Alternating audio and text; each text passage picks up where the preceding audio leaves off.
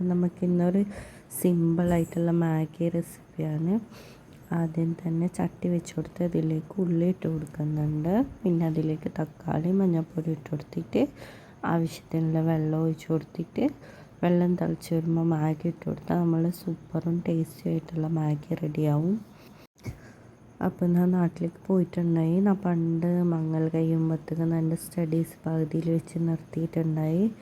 അപ്പോൾ അത് ഫുള്ളാക്കാമെന്ന് ഇപ്പോൾ ഒരു തോന്നൽ. അപ്പോൾ അതിനായിട്ട് നാട്ടിലേക്ക് പോയിട്ടുണ്ടായിന്. അപ്പോൾ പോയിട്ടാകുമ്പോഴത്തേക്ക് നമ്മളെ നാട്ടിൽ യൂണിവേഴ്സിറ്റി ഇല്ലല്ലോ, പണ്ട് ഉണ്ടായിട്ടില്ല.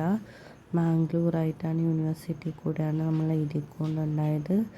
അപ്പോൾ അതിപ്പോൾ അവിടെ തന്നെ നാട്ടിൽ യൂണിവേഴ്സിറ്റി ആയതുകൊണ്ട് ഇപ്പോൾ നമുക്ക് അവിടെ എക്സാം എഴുതാൻ പറ്റില്ല കോളേജിൽ. അപ്പോൾ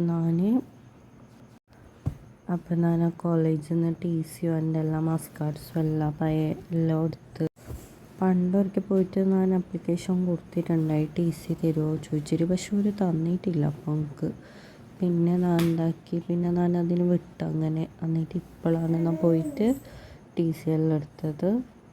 ഇതിൻ്റെ ബാക്കി വേണമെങ്കിൽ നേടാം.